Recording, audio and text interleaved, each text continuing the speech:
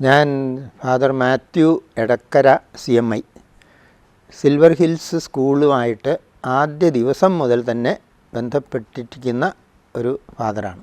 School തുടങ്ങുന്നത് 1975-ലാണ്. 75 school തുടങ്ങുന്ന ആ സാഹചര്യത്തിൽ എന്നാണ് സ്കൂൾ റീഓപ്പണിംഗ് എന്ന് എനിക്ക് ആലോചിച്ചപ്പോൾ ജൂൺ 15 എന്ന് ആദ്യം തീരുമാനിച്ചെങ്കിലും ജൂൺ 15 ആയപ്പോഴത്തേക്കും മുഴുവൻ സൗകര്യങ്ങളൊന്നും ആയിട്ടില്ല. അതുകൊണ്ട് ജൂലൈ 1-നാണ് 1975 ജൂലൈ 1-നാണ് സിൽവർ ഹിൽസ് സ്കൂള് പ്രവർത്തനം ആരംഭിക്കുന്നത്.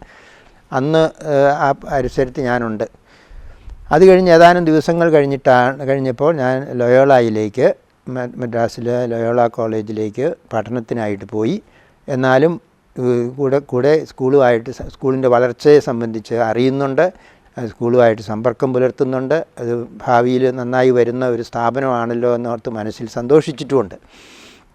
ഈ സ്കൂളിന് പേര് സിൽവർ ഹിൽസ് സ്കൂൾ എന്ന പേര് കൊടുക്കാൻ എന്ത് പേരാണ് കൊടുക്കേണ്ടതെന്നുള്ളതിനെ ആലോചിച്ചപ്പം പലരും പല പേരുകൾ സജസ്റ്റ് ചെയ്തു. സാൻതോം, ഈ സെൻറ്റ് തോമസ് പ്രോവിൻസിൻ്റെ കീഴിലുള്ള സ്കൂളായതുകൊണ്ട് സാൻതോം സ്കൂൾ എന്നോ അല്ലെങ്കിൽ ഓരോ പേരുകൾ ഇങ്ങനെ സജസ്റ്റ് ചെയ്തെങ്കിലും സിൽവർ ഹിൽസ് എന്ന പേര് ബ്രിട്ടീഷുകാർ കൊടുത്ത സ്ഥലത്തിന് കൊടുത്ത പേരാണ്. അപ്പോൾ സിൽവർ ഹിൽസ് നല്ല പേരല്ലേ, അത് ആകാം എന്നൊരു പൊതു ധാരണ വന്നിട്ട് സിൽവർ ഹിൽസ് എന്നുള്ള പേര് കൊടുത്തു. വെള്ളിമാട് കുന്ന് എന്നതിൻ്റെ ഇംഗ്ലീഷ് പേരാണ് സിൽവർ ഹിൽസ്. അപ്പോൾ ആ പേര് തന്നെ കൊടുത്തു കഴിഞ്ഞപ്പം ആ സ്ഥലത്തേക്കാൾ കൂടുതൽ പ്രസിദ്ധമായത് സ്കൂളാണ്. സ്കൂളിലൂടെയാണ് ഈ പ്രദേശം തന്നെ പ്രസിദ്ധമായത്. പിന്നെ സിൽവർ ഹിൽസ് സ്കൂൾ അന്ന് തുടങ്ങാനുള്ള ഒരു സാഹചര്യം വന്നത് കോഴിക്കോട് ടൗണിൽ വളരെ പ്രശസ്തമായ രീതിയിൽ നടന്നു വരുന്ന സെൻറ്റ് ജോസഫ്സ് സ്കൂളുണ്ട്. ഈശോസഭ അച്ഛന്മാർ നടത്തുന്ന സ്കൂള്. അവിടെ ആൺകുട്ടികൾ പഠിക്കുന്നു. അതിൻ്റെ അടുത്ത് ആംഗ്ലോ ഇന്ത്യൻ സ്കൂളുണ്ട്. സെൻറ്റ് ജോസഫ്സ് പെൺകുട്ടികൾക്ക് വേണ്ടിയുള്ള സ്കൂളുണ്ട്. ഈ രണ്ട് സ്കൂളുമാണ് അന്ന് ഏറ്റവും അധികം അറിയപ്പെടുന്ന സ്കൂളുകൾ. പിന്നെ പ്രോവിഡൻസ് സ്കൂളുണ്ട്, അത് വളരെ പ്രസിദ്ധമായ സ്കൂളാണ്.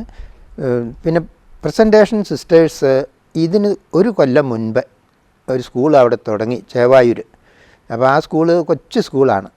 അപ്പം അന്നത്തെ സാഹചര്യത്തിൽ ധാരാളം കുട്ടികൾക്ക് പഠിക്കാൻ ആഗ്രഹമുണ്ടെങ്കിലും അഡ്മിഷൻ കിട്ടാനുള്ള ബുദ്ധിമുട്ട്, പ്രത്യേകിച്ചും ആൺകുട്ടികൾക്ക്. അപ്പോൾ ആൺകുട്ടികൾക്ക് കൂടുതൽ സൗകര്യങ്ങളുണ്ടാകണം എന്ന് പൊതുവേ ഒരു ആഗ്രഹമുണ്ട്.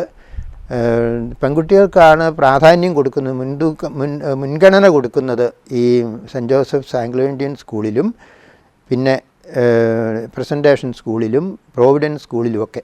അപ്പോൾ ആൺകുട്ടികൾക്കും കൂടി സൗകര്യമുള്ളൊരു സ്കൂൾ ആവശ്യമാണെന്ന് തോന്നിയത് കൊണ്ട് അന്നത്തെ അധികാരികൾ, സെൻറ്റ് തോമസ് പ്രോവിൻസിലെ സുപ്പീരിയേഴ്സ്, പ്രത്യേകിച്ച് ബഹുമാനപ്പെട്ട ചെസാരിയൂസ് അച്ഛൻ സ്കൂള് തുടങ്ങുന്നതിനെക്കുറിച്ചൊരു ആഗ്രഹം പ്രകടിപ്പിച്ചു. അതിൻ്റെ വെളിച്ചത്തിൽ മറ്റുള്ളവർ പ്രോത്സാഹിപ്പിച്ചു. അങ്ങനെയാണ് ഈ സ്കൂള് തുടങ്ങുന്നതിന് ഇടയായത്.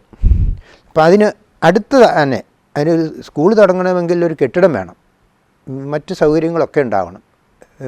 പെട്ടെന്നൊരു കെട്ടിടം തീർക്കാനായിട്ട് ബുദ്ധിമുട്ടുള്ളപ്പോൾ അനുകൂലമായൊരു സാഹചര്യം വന്നത് സെൻറ്റ് തോമസ് പ്രസ് എന്ന പേരിലൊരു സ്ഥാപനം ഉണ്ടായിരുന്നു മൗണ്ടിൽ എന്ന് പറഞ്ഞാൽ പൂളക്കടവടുത്ത്.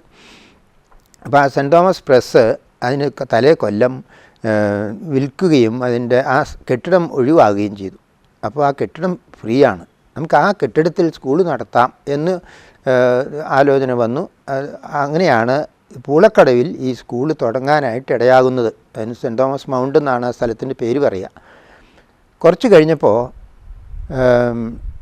ആദ്യം തുടങ്ങിയത് 1-5 ക്ലാസ്സുകളാണ്. പിറ്റത്തെ കൊല്ലമായപ്പം 1, 2, 5, 6 എന്ന ക്ലാസ്സുകളായി. പിന്നത്തെ കൊല്ലം ആകുമ്പോഴത്തേക്കും 1, 2, 3, 5, 6, 7 എന്നാകും. സ്വാഭാവികമായിട്ടും അങ്ങനെ ആകും. അപ്പോഴേക്കും ഒരു ആങ്സൈറ്റി വന്നു. അംഗീകാരമില്ലാതെ ഒരു സ്കൂൾ അങ്ങനെ പെട്ടെന്ന് ഡെവലപ്പ് ചെയ്ത് വരുമ്പോൾ അതിന് നിയമ തടസ്സമുണ്ട്. അത് എത്രയും വേഗം അവിടെ കെട്ടിടം പണിയണം, സൗകര്യങ്ങളുണ്ടാക്കണം, അംഗീകാരത്തിന് അപേക്ഷിക്കണം.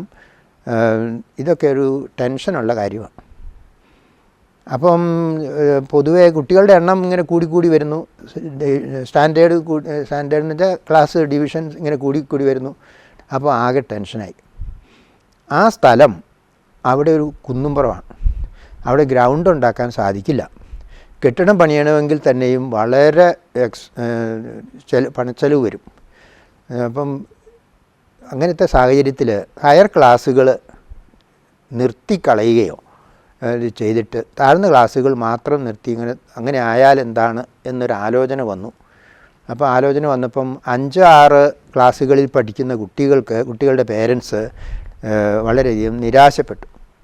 അവർ പറഞ്ഞു, ഞങ്ങൾ പ്രതീക്ഷയോടുകൂടി കുട്ടികളെ ഇവിടെ കൊണ്ടുവന്നാക്കുകയും നിങ്ങൾ വലിയ പബ്ലിസിറ്റി കൊടുക്കുകയും ചെയ്തിട്ട് ഇവിടെ നിന്ന് അംഗീകാരമില്ലാത്തൊരു സ്കൂളിൽ നിന്ന് TC വാങ്ങി മറ്റു സ്കൂളുകളിൽ പോകേണ്ട ഒരു സാഹചര്യം സൃഷ്ടിച്ചാൽ അത് ഞങ്ങൾക്ക് നഷ്ടമാണ്, നിങ്ങൾക്കത് നിയമ നടപടികൾ നേരിടേണ്ടി വരും എന്ന് അവർ സൂചിപ്പിച്ചു.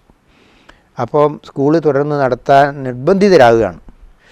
അപ്പോൾ ഒരു കമ്മീഷൻ വെച്ചു, എന്താ ചെയ്യേണ്ടേ അതിനെക്കുറിച്ച് സ്റ്റഡി ചെയ്യാനായിട്ടൊരു കമ്മീഷൻ വെച്ചപ്പോൾ അവരുടെ തീരുമാനം, സ്കൂള് നമ്മൾ തുടങ്ങിയ സ്ഥിതിക്ക് സ്കൂള് നടത്തണം. അപ്പോൾ അതിന് ഒരു സ്ഥലം, സൗകര്യമുള്ള ഒരു സ്ഥലം കണ്ടുപിടിക്കണം, കെട്ടിടം പണിയണം, ഫെസിലിറ്റീസ് എല്ലാം ഉണ്ടാക്കണം, ഭാവിയിൽ അതൊരു വലിയ സ്കൂളായിട്ട് വരത്തക്ക വിധത്തിലുള്ള സൗകര്യങ്ങൾ ഉണ്ടാക്കണം എന്ന് അവർ റിപ്പോർട്ട് തന്നു. അപ്പോൾ ഉടനെ ഒരു സ്ഥലം കണ്ടുപിടിക്കുന്നതിനെക്കുറിച്ച് ആലോചനയായി. അപ്പോൾ ബ്രദർ ലൂയിസ് പുളിന്താനത്ത്, അദ്ദേഹം ഇങ്ങനെ ഈ പ്രദേശങ്ങളിലെല്ലാം വൈകുന്നേരം നടക്കാൻ പോകുന്ന പതിവുണ്ടായിരുന്നതുകൊണ്ട് അദ്ദേഹത്തിൻ്റെ ശ്രദ്ധയിൽപ്പെട്ടു പാറോപ്പടി, ഇപ്പോൾ സിൽവർ ഹിൽസ് സ്കൂൾ ആയിരിക്കുന്ന സ്ഥലം അദ്ദേഹം കണ്ടിട്ടുണ്ട് മുമ്പ്. വയലിൻ്റെ കരയ്ക്ക് ഒരു 3 ഏക്കർ 5 സെൻറ്റ് സ്ഥലമുണ്ട്, അത് വിൽക്കാനായിട്ട് ഉദ്ദേശിക്കുന്നുണ്ട് എന്ന് മനസ്സിലായ അദ്ദേഹമാണ് ഈ സ്ഥലം കാണിച്ചു തരുന്നത്. അപ്പോൾ സ്ഥലം വാങ്ങുന്നതിനെക്കുറിച്ച് ആലോചിച്ചപ്പോൾ അതിന് വേറെ ചില നിയമ തടസ്സങ്ങളുണ്ട്. അപ്പം കൊളംബസ് അച്ഛൻ, ബഹുമാനപ്പെട്ട കൊളംബസ് അച്ഛൻ, അദ്ദേഹത്തിൻ്റെ സ്റ്റുഡൻ്റാണ് മിസ്റ്റർ ബേബി ജോൺ അന്ന് മന്ത്രിയാണ്. ബേബി ജോണുമായിട്ട് കോൺടാക്റ്റ് ചെയ്തിട്ട് പറഞ്ഞു, ഇങ്ങനെ ഞങ്ങളൊരു സ്ഥലം വാങ്ങാൻ, സ്കൂൾ നടത്താൻ സ്ഥലം വാങ്ങാൻ ഉദ്ദേശിക്കുന്നുണ്ട്, അതിനുള്ള അനുവാദം ശരിയാക്കി തരണം എന്ന്. അപ്പോൾ അദ്ദേഹം ഒരു റിക്വസ്റ്റ് കൊടുത്തു, കളക്ടർക്ക് ഒരു ഓർഡർ കൊടുത്തു, ഈ സ്ഥലം സന്ദർശിച്ച് ഇത് സ്കൂളിന് പറ്റിയ സ്ഥലമാണോ എന്ന് റിപ്പോർട്ട് തരാൻ പറഞ്ഞു. അപ്പോൾ അദ്ദേഹം കളക്ടർ വന്ന് ഇവിടെ വന്ന് സ്ഥലം കണ്ടു, മറ്റെന്ത് നിയമ തടസ്സം ഉണ്ടെങ്കിലും ഇതൊരു സ്കൂളിന് പറ്റിയ സ്ഥലമാണ്, അതിന് അനുവാദം കൊടുക്കുന്നതിന് തടസ്സമില്ല എന്ന രീതിയിൽ സംസാരിച്ചു. അങ്ങനെയാണ് ഈ സ്ഥലം വാങ്ങാനായിട്ടുള്ള അനുകൂല സാഹചര്യം ഉണ്ടാകുന്നത്. സ്ഥലം വാങ്ങി കെട്ടിടം പണിത് അത്യാവശ്യ സൗകര്യങ്ങളൊക്കെ ആക്കിയിട്ട് 1977 സ്കൂൾ വാർഷികവും സ്കൂൾ 77 അവസാനം ഫെബ്രുവരി മാർച്ച് ആയപ്പോഴത്തേക്കും സ്കൂൾ ഇങ്ങോട്ട് ഷിഫ്റ്റ് ചെയ്യുകയും ഇവിടെ വെച്ച് ആനിവേഴ്സറി ഒക്കെ ആഘോഷിക്കുകയും ചെയ്തു. അങ്ങനെ ആ അവധി കഴിഞ്ഞപ്പോൾ 1978 മുറയ്ക്ക് ഇപ്പോഴത്തെ സ്ഥലത്ത് സ്കൂള് ക്ലാസ്സുകൾ 8ാം ക്ലാസ് വരെയുള്ള ക്ലാസ്സുകൾ തുടങ്ങുകയും ചെയ്തു. അപ്പോഴേക്കും ഞാൻ മദ്രാസിലെ പഠനം കഴിഞ്ഞ് തിരിച്ചെത്തി സ്കൂളിലെ സ്റ്റാഫിൽ ജോയിൻ ചെയ്തു. പിന്നെയുള്ള കാര്യങ്ങളെല്ലാം എല്ലാ ദിവസവും സ്കൂളുമായിട്ട് ബന്ധപ്പെട്ട് സ്കൂളിലെ കാര്യങ്ങളെല്ലാം അറിയുന്ന ഒരു വ്യക്തിയായിട്ട് എനിക്കതിനകത്ത് ഇൻട്രസ്റ്റ് ഉള്ളതുകൊണ്ട് ഒത്തിരി കാര്യങ്ങൾ സജസ്റ്റ് ചെയ്യാനും സഹായിക്കാനും ഒക്കെ സാധിച്ചു. ആ സ്കൂളിൻ്റെ ആദ്യത്തെ പ്രിൻസിപ്പൽ ജോസഫ് ഡൊമിനിക് എന്ന് പറയുന്ന സാറാണ്. രണ്ടാമത്തെ പ്രിൻസിപ്പൽ ബഹുമാനപ്പെട്ട കൊളംബസ് അച്ഛനാണ്. മൂന്നാമത്തെ പ്രിൻസിപ്പൽ ഫാദർ ഇസിഡോർ എം വടക്കൻ എന്ന അച്ഛനാണ്. നാലാമത്തെ പ്രിൻസിപ്പലായിട്ടാണ് ഞാൻ സിൽവർ ഹിൽസിൽ ചാർജ് എടുക്കുന്നത്. എൻ്റെ കാലം ആയപ്പോഴേക്കും അംഗീകാരത്തിൻ്റെ CBSE സിലബസ് അനുസരിച്ചുള്ള അംഗീകാരം കിട്ടാൻ വേണ്ടിയുള്ള പ്രോസസ്സൊക്കെ മിക്കവാറും പൂർത്തിയായി. 78-79 ആയപ്പോഴേക്കും സ്കൂളിന് അംഗീകാരവും കിട്ടി. അങ്ങനെ ഒരു അറിയപ്പെടുന്ന സ്കൂളായിട്ട് 79-80 ആയപ്പോഴത്തേക്കും സ്കൂൾ നല്ലപോലെ അറിയപ്പെടുന്ന ഒരു സ്കൂളായി മാറി. ധാരാളം കുട്ടികൾ വന്ന് പഠിക്കാനുള്ള സൗകര്യം. ഈ സ്ഥലം, ഈ ക്യാമ്പസ് ഇന്ന് കാണുന്നത് പോലെ മനോഹരമല്ലായിരുന്നു. അന്ന് 5 തട്ടായിട്ട് കിടക്കുന്ന ഒരു തെങ്ങും പറമ്പായിരുന്നു. ആ തെങ്ങും പറമ്പിൽ കെട്ടിടം അരികിൽ പണിത് L ഷേപ്പിലുള്ളൊരു കെട്ടിടമാണ് അന്ന് പണിത്. ബാക്കി ഭാഗം മണ്ണെടുത്ത് മാറ്റി ഇതെടുത്ത് ഇപ്പോൾ ആ ബാസ്ക്കറ്റ് ബോൾ കോർട്ട്, ഇപ്പോൾ ആ ബാസ്ക്കറ്റ് ബോൾ കോർട്ട് അത് ഇൻഡോർ കോർട്ട് ഇരിക്കുന്ന സ്ഥലം വളരെ ഉയർന്നു നിന്നിരുന്ന ഒരു തിണ്ടായിരുന്നു. അത് മണ്ണ് എടുത്ത് മാറ്റി മണ്ണ് വേറൊരു സ്ഥലത്തേക്ക് കൊണ്ടുപോയി. അവിടുന്ന് അങ്ങനെ ക്യാമ്പസ് ഇത്രയും മനോഹരമായത് വളരെ കാലത്തെ അധ്വാനത്തിൻ്റെ ഫലമായിട്ടാണ്. അന്ന് ആദ്യകാലത്ത് പഠിപ്പിച്ചിരുന്ന ടീച്ചേഴ്സ് പലരും പിന്നീട് വേറെ സ്ഥലത്ത് ജോലി കിട്ടിപ്പോയി, ചിലർ റിട്ടയർ ചെയ്തു. അങ്ങനെ സ്കൂള് വളരെ പ്രശസ്തമായ ഒരു സ്ഥിതിയിലേക്ക് വന്നു. അത് ഓരോ ദിവസം കഴിയും തോറും, ഓരോ വർഷം കഴിയും തോറും ടൗണിലെ ഏറ്റവും നല്ല സ്കൂളുകളുടെ നിരയിലേക്ക് വരികയും അങ്ങനെ 25 വർഷം ആയപ്പോൾ സ്കൂളിൻ്റെ സിൽവർ ജൂബിലി ഇവിടെ കേമമായിട്ട് തന്നെ ആഘോഷിച്ചു. അത് ഇപ്പോൾ നമ്മൾ 50-ാം വർഷത്തിലേക്ക് കടക്കുകയാണ്. 50-ാം വർഷമായപ്പോഴത്തേക്കും കേരളത്തിലെ ഏറ്റവും അധികം അറിയപ്പെടുന്ന സ്കൂളുകളിൽ ഒന്നാണ് സിൽവർ ഹിൽസ് എന്നത് നമുക്ക് വളരെ അഭിമാനം തരുന്ന കാര്യമാണ്. ഇത്രയും വളരുമെന്നോ ഇത്രയും പ്രശസ്തമാകുമെന്നോ അന്ന് ചിന്തിച്ചിരുന്നില്ലെങ്കിലും ഇതിനൊരു നല്ല ഭാവിയുണ്ട് എന്നുള്ളത് അന്നത്തെ ആളുകൾ എല്ലാവരും തന്നെ സമ്മതിക്കുന്ന കാര്യമാണ്. ഇതിനു വേണ്ടി ഇത്രയും പ്രശസ്തമാകുന്നതിന് വേണ്ടി അധ്വാനിച്ച പ്രിൻസിപ്പൽമാർ ഒത്തിരി പേരുണ്ട്. അവരിൽ ഒരാളാകാനുള്ള ഭാഗ്യം എനിക്ക് കിട്ടിയതിനെക്കുറിച്ച് ഞാൻ വളരെ സന്തോഷത്തോടുകൂടി അഭിമാനത്തോടുകൂടി ഓർക്കുന്നു. പിന്നെ ആദ്യകാലത്ത് കുറച്ച് കഴിഞ്ഞപ്പോൾ അത് CBSE സ്കൂൾ സിലബസ് ആയിരുന്നെങ്കിലും കൂടുതൽ കുട്ടികൾ ഇഷ്ടപ്പെടുന്നത് സ്റ്റേറ്റ് സിലബസാണ്. കാരണം CBSE സിലബസ് അനുസരിച്ചുള്ള പരീക്ഷയിൽ ഹൈ മാർക്ക് കിട്ടിയാലും സ്റ്റേറ്റ് സ്കൂളിൽ നിന്ന് അതിലും കൂടുതൽ മാർക്ക് അവരോളം പഠിക്കാൻ കഴിവില്ലാത്തവർ പോലും അതിനേക്കാൾ കൂടുതൽ മാർക്ക് മേടിച്ച് പാസ്സാകുമ്പോൾ മെറിറ്റ് അനുസരിച്ചുള്ള അഡ്മിഷൻ കിട്ടാൻ, പ്രീ ഡിഗ്രിക്ക് അഡ്മിഷൻ കിട്ടാൻ അവർക്ക് കൂടുതൽ എളുപ്പമുണ്ട്. ഈ CBSE പഠിച്ച് ഹൈ മാർക്ക് മേടിച്ചവർക്ക് പോലും മാനേജ്മെൻറ്റ് കോട്ടയിലോ ഒക്കെ അഡ്മിഷൻ കിട്ടുകയുള്ളൂ എന്നുള്ളൊരു സാഹചര്യമായിരുന്നു അന്നോലുണ്ടായിരുന്നത്. അപ്പം കൂടുതൽ മാർക്ക് കിട്ടണമെങ്കിൽ സ്റ്റേറ്റ് സിലബസ് വേണം. പക്ഷേ CBSE സിലബസിൽ പഠിപ്പ് ആണ് കൂടുതൽ നന്നായിട്ട് പഠിപ്പിച്ച് അവർ അഡ്മിഷൻ കിട്ടിക്കഴിഞ്ഞാൽ പ്രീ ഡിഗ്രിക്ക് ഷൈൻ ചെയ്യുന്നത് CBSEയിൽ നിന്ന് വന്ന കുട്ടികളാണ്. പക്ഷേ അഡ്മിഷൻ കിട്ടണമെങ്കിൽ മാർക്ക് കൂടുതലുണ്ടാവണം. അതിന് സ്റ്റേറ്റ് സിലബസിൽ ആശ്രയിക്കേണ്ടി വരുന്നു എന്നുള്ള സാഹചര്യം വന്നപ്പം പേരൻസിൻ്റെയും കുട്ടികളുടെയും മാനേജ്മെൻറ്റിൻ്റെയും ആഗ്രഹം അനുസരിച്ച് അത് സ്റ്റേറ്റ് സിലബസിലേക്ക് മാറ്റാനുള്ള പരിശ്രമങ്ങൾ തുടങ്ങി. കുറച്ച് കഴിഞ്ഞപ്പോൾ അതിന് ഇപ്പോഴത്തെ രീതിയിലുള്ള സ്റ്റേറ്റ് സിലബസിൻ്റെ അംഗീകാരം കിട്ടി. അംഗീകാരം കിട്ടുന്നതിന് കുറേ ബുദ്ധിമുട്ടുകൾ അന്ന് അനുഭവപ്പെട്ടു. രാഷ്ട്രീയത്തിലും കേരള കോൺഗ്രസ് 2 വിഭാഗമുണ്ട്. ഒരു വിഭാഗത്തെ നമ്മൾ സമീപിച്ച് കഴിയുമ്പോൾ മറ്റേ വിഭാഗത്തിന് അത് ഇഷ്ടമില്ല. മറ്റേ വിഭാഗത്തിന് മന്ത്രിയായിട്ട് വരുമ്പോൾ അവരെ സമീപിച്ചാൽ ഈ കൂട്ടർക്ക് ഇഷ്ടപ്പെടുകയില്ല. അതിന് ഓരോ അവസരത്തിൽ ഇങ്ങനെ മാറ്റിമറിച്ച് കുറേ കഷ്ടപ്പെടേണ്ടി വന്നു. അതാണ് ഈ സ്കൂളിൻ്റെ ആരംഭകാല ചരിത്രം. ഇപ്പം അന്ന് സ്കൂൾ തുറക്കുന്ന ആ അവസരത്തിൽ മൗണ്ടിൽ, സെൻറ്റ് തോമസ് മൗണ്ടിലായിരുന്നു സ്കൂള്. അന്ന് ചെറിയൊരു കെട്ടിടം. ആ കെട്ടിടം ഇപ്പോഴും ഉണ്ട്. ആ കെട്ടിടത്തിൽ അവിടുന്ന് സ്കൂൾ ഇങ്ങോട്ട് മാറ്റിക്കഴിഞ്ഞപ്പോൾ ആ കെട്ടിടം ഒരു ബോർഡിംഗ് ആയിട്ട് കുറേ കുട്ടികൾക്ക് താമസിച്ച് പഠിക്കാനുള്ള സൗകര്യം ഉണ്ടാക്കി കൊടുത്തൊരു ബോർഡിംഗ് തുടങ്ങി. ആ ബോർഡിങ് 82 വരെ ബോർഡിങ് അവിടെയും പിന്നെ സിൽവർ ഹിൽസ് സ്കൂളിൽ ഇപ്പോഴത്തെ കെട്ടിടത്തിലും ബോർഡിങ് നടത്തിയിരുന്നു. പക്ഷെ കുറച്ച് കഴിഞ്ഞപ്പോൾ ഞങ്ങൾക്ക് മനസ്സിലായി ബോർഡിങ്ങിന് വേണ്ടിയിട്ട് 40 കുട്ടികൾക്ക് വേണ്ടി 3-4 ക്ലാസ് റൂം നമ്മൾ ഉപയോഗിക്കണം.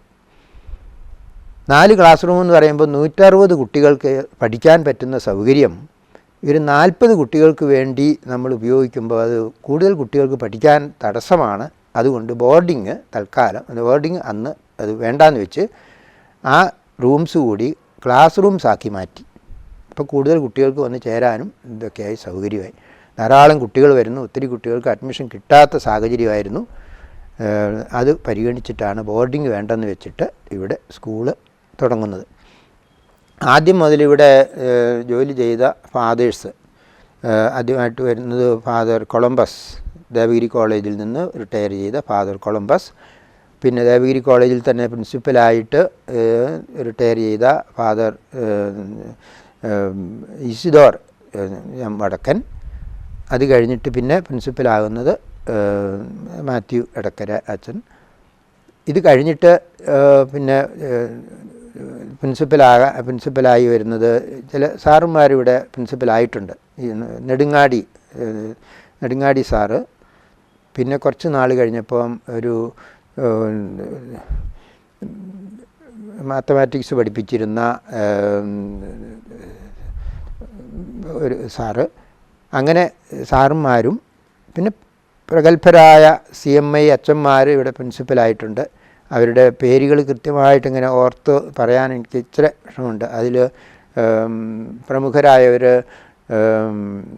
ഫാദർ ജോസ് കടൂക്കുന്നേലുണ്ട്, father Jacob John Murikkunnel, father Scaria Thoppil, father Johnny Kanjirathingal, father George Punchayil, father Biju Vellakkada, അങ്ങനെ പ്രഗത്ഭരായ ആൾക്കാർ ഇവിടെ പ്രിൻസിപ്പലായിട്ടിരിക്കുകയും ഈ സ്കൂളിൻ്റെ വളർച്ചയ്ക്ക് വേണ്ടി കഠിനാധ്വാനം ചെയ്യുകയും സ്കൂള് കേരളം മുഴുവൻ അറിയപ്പെടുന്ന സ്കൂളാക്കി വളർത്താനായിട്ട് വളരെയധികം അവർ പരിശ്രമിക്കുകയും അതിൽ വിജയിക്കുകയും ചെയ്തു. അങ്ങനെ പ്രിൻസിപ്പലായിരുന്നവരിൽ ഒരാളാകാനുള്ള ഭാഗ്യം എനിക്കും കിട്ടിയല്ലോ എന്നോർത്ത് ഞാൻ ഇന്നും അഭിമാനത്തോടുകൂടി സന്തോഷത്തോടുകൂടി ഓർക്കുകയും എപ്പോഴെങ്കിലും ഇവിടെ വരാനുള്ള അവസരം കിട്ടുമ്പം ഓടി വരികയും ചെയ്യുന്നുണ്ട്.